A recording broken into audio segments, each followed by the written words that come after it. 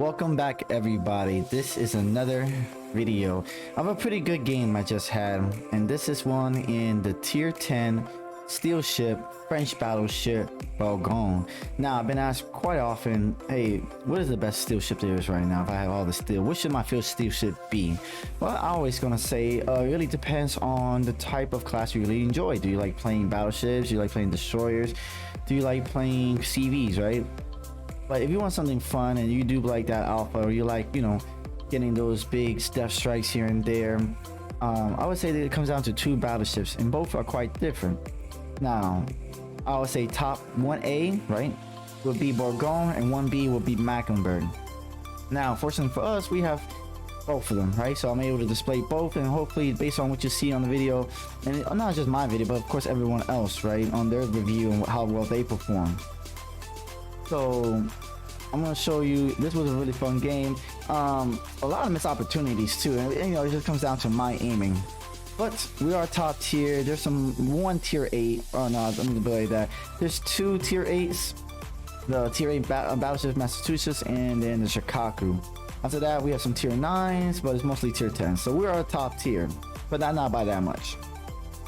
Now, as you can see, we only have 2 DDs, so we have plenty of big targets to fire at. Now what's important about this is that we can control the flank. This is why I'm coming out here, right?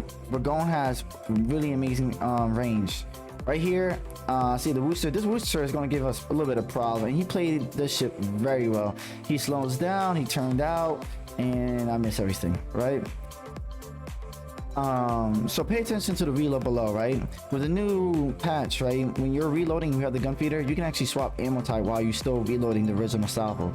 So I switch from AP to HG because if I see that mass again, we might be angled. I want to shoot HG at it. This is Bourgogne's a great fighter starter as well. But it's one of those things I do not take advantage of that throughout most of the game, and I really should. There's plenty of time I just held on to the shell I got already reloaded instead of switching, forgetting that, oh, I have gun feeder, I can just switch. So shouts out to the Massachusetts, and only one pin, right? So he's turning out, it's not looking so good. All right, well, lucky for us, 25-second reload, it's not bad, so we're gonna get an opportunity. I'm just looking above just to see how is he turning. I thought first he was gonna turn away, but he looked like he's not. He's continuing forward. So you see our Worcester that's down below. He's spamming him to death pretty much, and we're gonna help him with that spam. Now he's on fire. At this point, oh, he got double fire from the Worcester. At this point, I did switch to AP because I see he's just gonna continue sailing the way he is. And you know, you shoot broadside targets. This right here is where I led way too much. I wasn't accounting for how, you know, slow. You see the indicator, he's going 27 knots. My cursor is for 30 knots, so I should have known better than firing that, but it's okay. Right here I use a reload booster because I really need to get them out, right? Low health ships, you need to get them out, right? You can't make them live. They can always come back to haunt you. So we reloaded, reload booster, and bam, got that citadel, and he's out of there, right? It's kind of a little bit of a petty citadel, but it's all right. Now I see the Worcester and the Neptune coming out wide, so I'm thinking I'm going to go out to the flank. I was hoping the Worcester would come out to the flank as well, joining the Neptune, doing like a team, you know, tag team, whatever, right? High DPM ships, focusing on one battleship, right? But they're thinly armored, and I felt pretty confident that, oh, if I catch one of them on open, making a mistake, it would be over with, right? But we come out here and we're looking, right? We still haven't seen the Dalton, which is concerning. But at the same time, I just noticed that I'm not spotted. If the DD was on this side, I would have been spotted by now. Now, right when I said that, that's when I did get spotted. I see the Montana broadside, and I saw AP at him. Now, this is where I was like indecisive here and there. Good solid pin, 18k on the Montana broadside. No citadel needed for that. In the Neptune, I'm like, oh, this could be a potential death strike right here. Neptunes are so fun to death strike. They really are. I'm here looking at him, and I'm like, oh man, I was predicting maybe he was still turning the way he was turning, but he went in smoke, so I just shot a blind shot. At this moment, I was like, okay, cool, got the citadel, right? Because you somewhat angle. I'm reloading, and I'm like, okay, I'm down to 12. But the Rooster, right, what we talked about, he's spamming him. He's in a great position behind the island. He's unspotted, and he's just farming me for fun, right? Now I have the decision to make, Montana or the Neptune. Honestly, I'm gonna pick the Neptune because he's just sitting there, letting me have that. And of course, we're gonna make him pay for that with that death strike. All right, so next is the Rooster. The Rooster is irritating me beyond belief because he is just spamming me for free. He played his shit extremely well. I should have gave him my comp, but I just like got excited towards the end of what happened. Here, I'm deciding not to fire, right? Because the problem with offense battleships is that deck armor, right? HC spam is a real thing.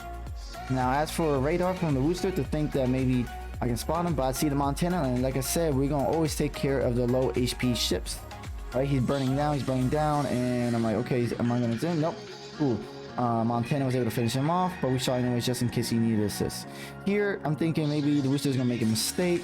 He's gonna keep going back. I'm gonna get that broadside, and it'll be another death strike. But like I say, he's playing it well. He knows what his ship. He knows what he's doing. He returned. He moved forward, and then my shells just couldn't make it over the island. So once again, because I fire and the palm's over there, they're joining in. I'm losing more than half my health. Remember, Bourgogne unfortunately has like one of the lowest HP in tier 10 there is. It's only 74,000.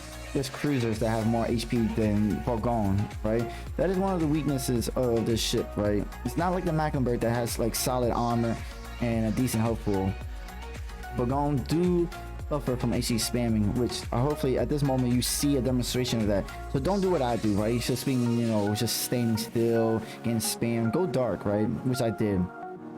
At this moment, I looked at my health bar. I'm looking as low. Oh my goodness. What are we gonna do? Easy. We're gonna wait for that heal to pop up and then go around. So I'm waiting for the heal, right? Because if I can catch the Rooster out in the open, I can easily lay him out. And that was my plan.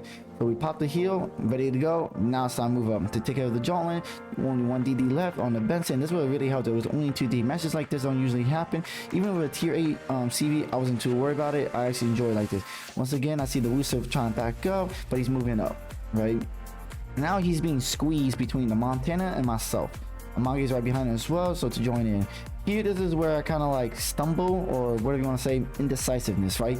Sometimes one of the best things you can do is be decisive in this game. You either going to make the right choice or you're not. But you see here, I'm trying to go to the Rooster, then I'm trying like, oh, maybe not. And so I decided to leave the Rooster alone and then start farming on the Palmer. I slowed down intentionally because I do not want to catch up to the Palmer and getting caught in this secondaries, right? German secondaries is deadly to French battleships, right? Because of the deck armor weakness. So I fire HE because he's angled away. I'm still looking at that Rooster because he annoys me and I need to get rid of him. Alright, and solid pins. HE though, no fires. He was already on fire. He might be still on DCP. We see the little welding, little sparks coming out there. That means his DCP is still going. Alright, so I'm here focusing on the Palmer because everyone else is focusing. And look at this lineup right here at A side. Strong moment at A side. A lot of ships. We finally got a fire on the Palmer, and then once again this Rooster is irritating us. He is spamming us for free. I really wanted this dude gone, right? He was just irritating me. Those shells like was annoying, but he was so focused on me that he wasn't paying attention to the Montana there. And guess what? I get not my revenge on the Rooster. I really wanted one more shells to land it for that one kill. All right. So we're looking at the Palmer. We did set him up on fire. We're gonna keep it on the AP because he looked like he's coming broadside to us, right? So broadside, you always gonna shoot AP, especially these high velocity pins.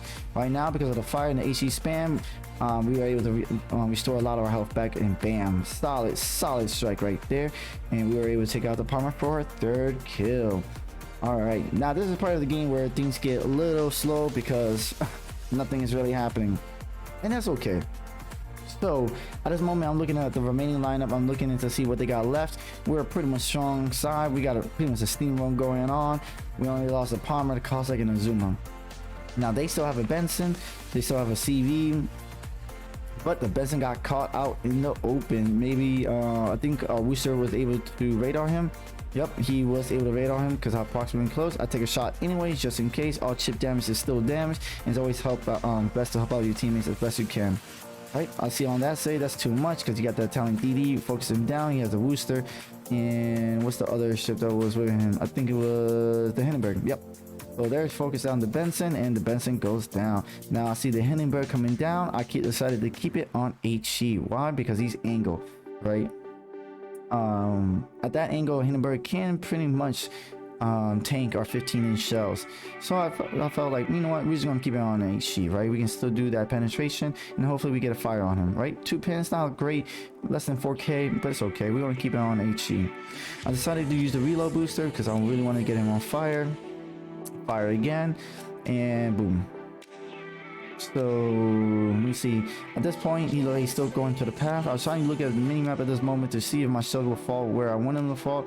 And lucky for us, it did. We caught him on fire. All right, so we're gonna keep it on HE, right? We're thinking he's going DCP.